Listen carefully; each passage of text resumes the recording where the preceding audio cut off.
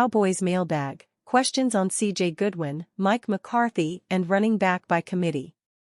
Our latest mailbag features plenty of questions about the Dallas Cowboys. Every week, we take questions on X, Twitter, and Facebook about Dallas Cowboys players and other issues surrounding the team. So let's get right into it. Mike Goodwin's position and role on this team this year is definitely in jeopardy. The new kickoff rules make that aspect of Goodwin's job somewhat of an unknown right now. The only thing that's worth pointing out is we've been here before with Goodwin saying he may not make the final cut, but he still manages to hang around and be a helpful piece on special teams. Dana, this is actually a question I have been pondering quite a bit after the NFL changed the kickoff rules.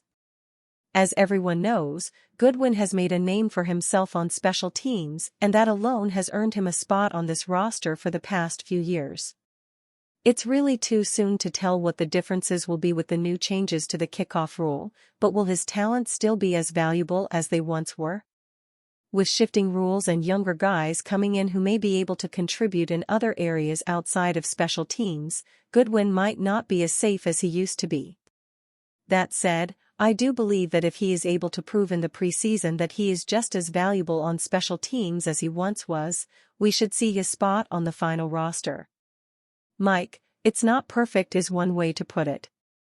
But on the other hand, last year was Mike McCarthy's first year taking the reins and calling the plays on offense.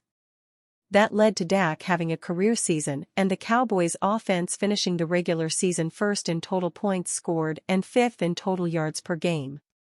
But there are times that leave you scratching your head, and hopefully McCarthy has learned some of those lessons. If there's any major frustration, it's calling running plays when it's 2nd and 10. Let's try mixing things up and try something different this year. Dana, Mike McCarthy's play calling and his Texas Coast offense contributed to Dak Prescott throwing the most passing touchdowns in the league and CeeDee Lamb catching the most passes in the league.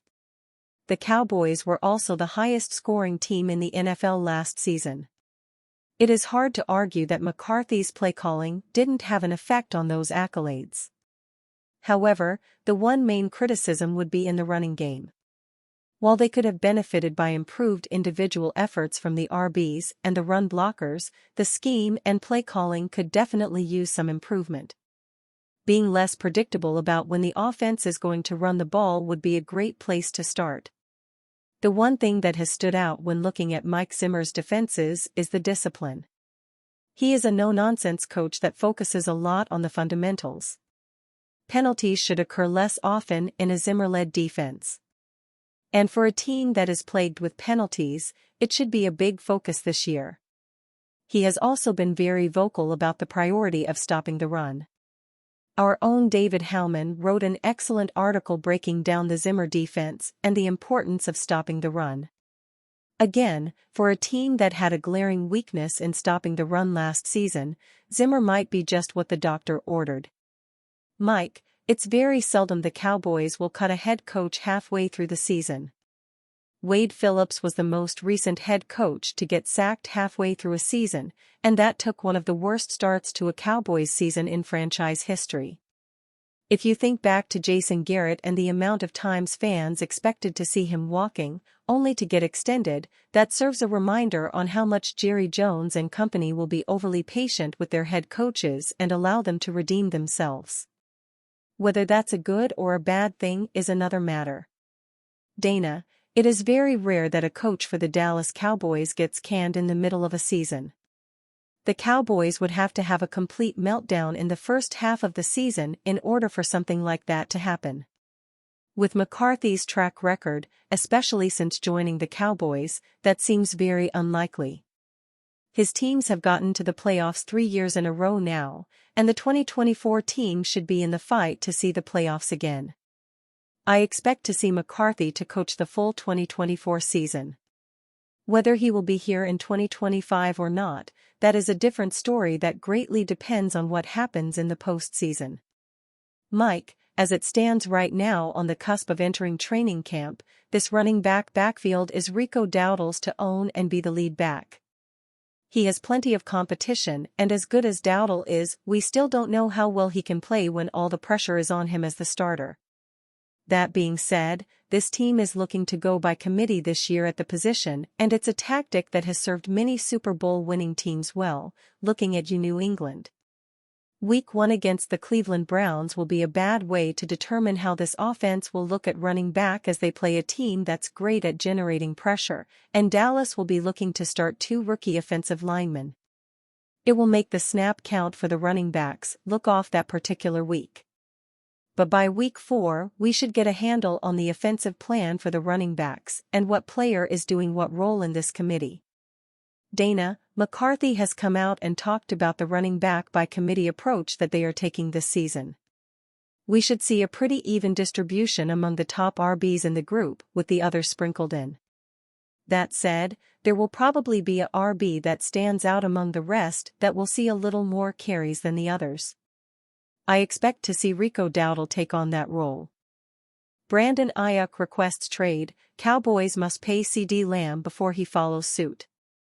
Cowboys star wide receiver CeeDee Lamb, while waiting for the contract extension he has so vocally requested, could take the same path Brandon Aiyuk just did, requesting to be traded. San Francisco 49ers wide receiver Brandon Aiyuk has officially requested a trade from the club following an off-season of unsuccessful attempts to reach a contract extension, per NFL Network insider Mike Garafolo, on Tuesday. Aiyuk is scheduled to play on the 5th-year option as a former first-round pick, but after making second-team All-Pro, he wants to be paid higher, just like Lamb.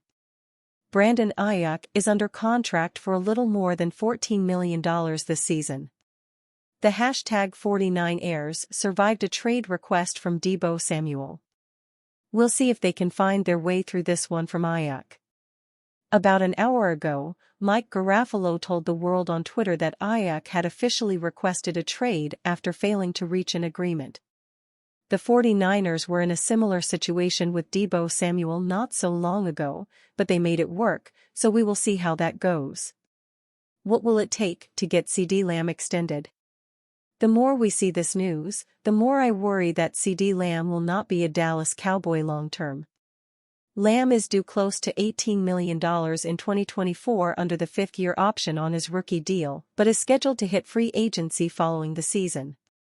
He could conceivably command at least $30 million per year on a new deal, with 3 other pass catchers: Minnesota Vikings Justin Jefferson, $35 million, Philadelphia Eagles A.J. Brown, $32 million, Detroit Lions Amon-Ra St. Brown, $30 million, eclipsing that mark.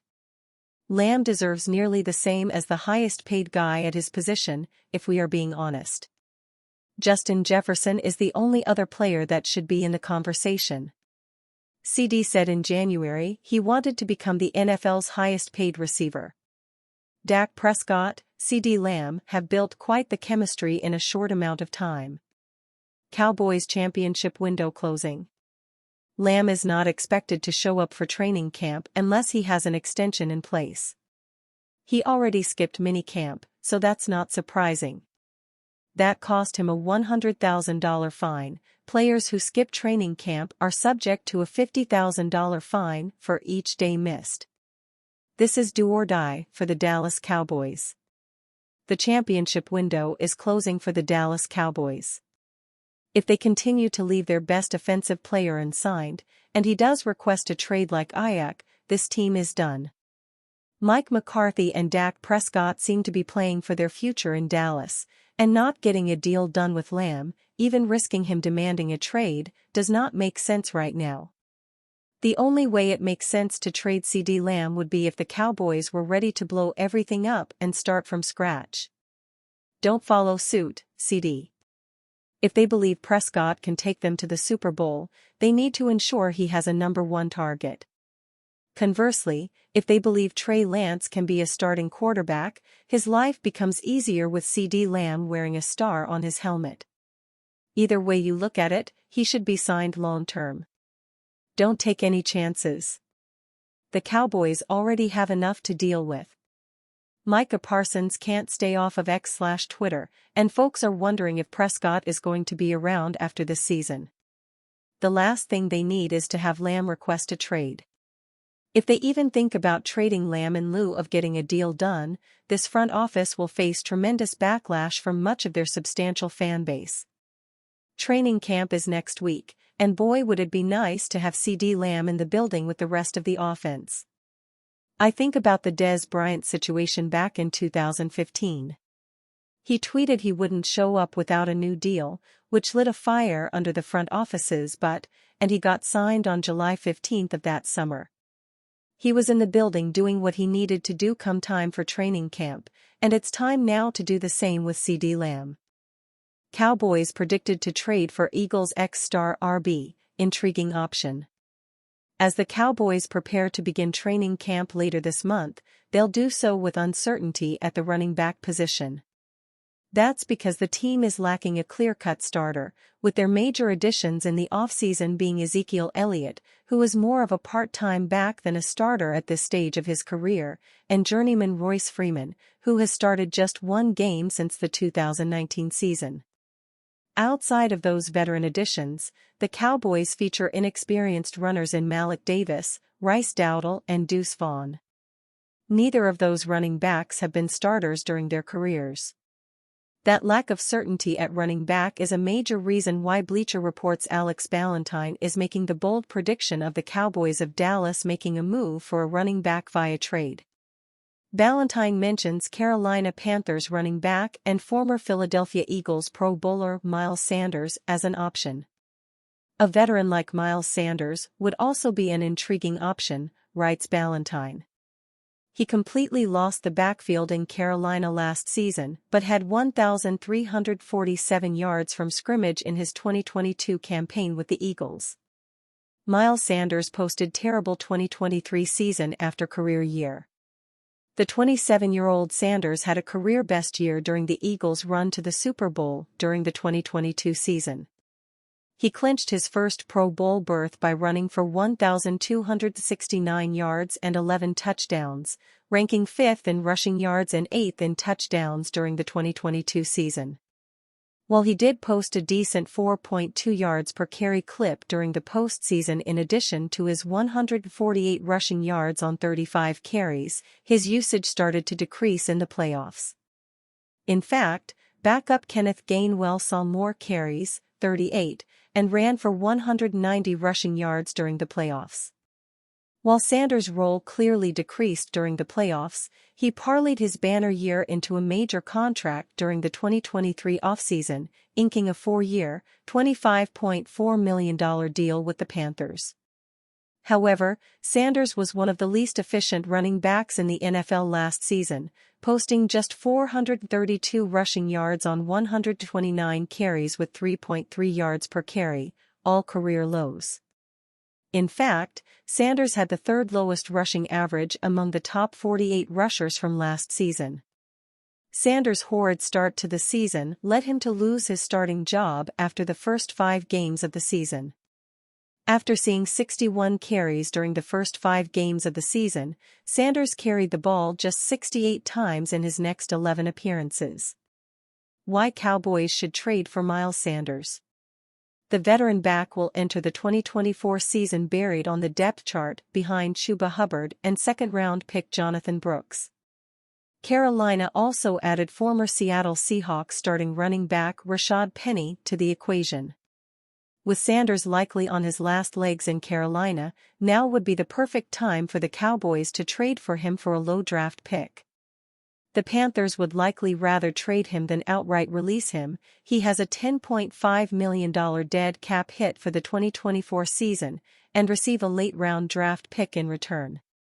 While the Cowboys are unlikely to part ways with Elliott, Freeman's spot on the team isn't guaranteed.